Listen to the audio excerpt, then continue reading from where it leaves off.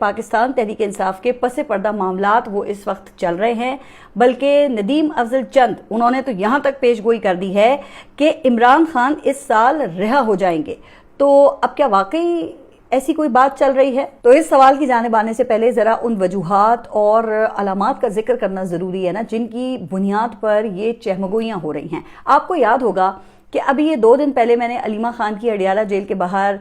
جو کی گئی محتاط گفتگو تھی اس کا ذکر کیا تھا، جس میں انہوں نے پاکستان تحریک انصاف کے ساتھ ہونے والی زیادتیوں کا ذمہ دار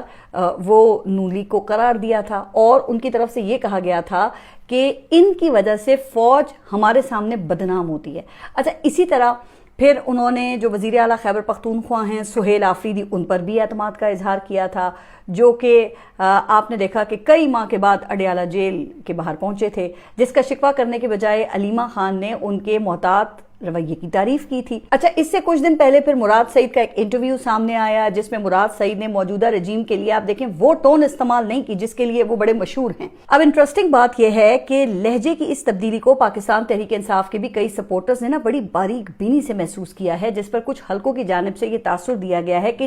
کیونکہ یہ اپروچ پاکستان تحریک انصاف کے پارلیمنٹیرینز کا ٹریڈ مارک ہے، جو کہ رجیم سے مذاکرات کے ذریعے معاملات حل کرنے کے حامی ہیں، اور اب اگر علیمہ خان جیسی سخت گیر موقف رکھنے والی شخصیت بھی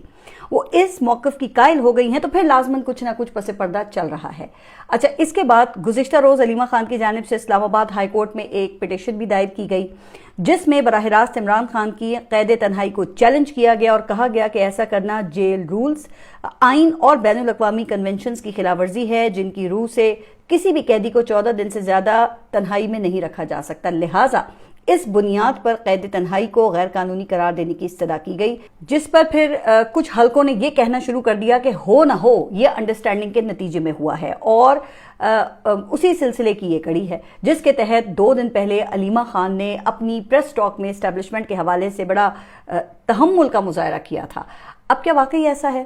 تو پہلی بات تو دیکھیں یہ ہے کہ ہاں، لہجوں میں تبدیلی تو ضرور آئی ہے، اور ہو سکتا ہے کہ پاکستان تحریک انصاف کی جانب سے یک طرفہ طور پہ اعتماد سازی کے لیے شعوری طور پہ ایسا کیا گیا ہو۔ ظاہر ہے نا کہ معاملہ فہمی کی بھی تو اپنی ہی پھر اہمیت ہوتی ہے، بھئی آخر کب تک پھر پتھر سے سر ٹکرانا ہے، اوپر سے عمران خان کو علاج کی فوری ضرورت ہے، لیکن وہ کیا ہے کہ کسی ڈیل یا پھر انڈرسٹینڈنگ کے تحت ایسا کیا جا رہا ہے، یہ سب تو میرا خیال یہ ہے کہ ایسا نہیں ہے، کیونکہ آپ کو یاد ہوگا کہ ایک تو علیمہ خان پہلے بھی ایسی آفر کر چکی ہیں کہ اگر عمران خان کو ان کے قانونی حقوق دیے جائیں تو وہ اسٹیبلشمنٹ کے حوالے سے سخت باتیں پھر نہیں کریں گی۔ اچھا، دوسرا، اگر کوئی انڈرسٹینڈنگ ہوتی تو ریلیف کے لیے پھر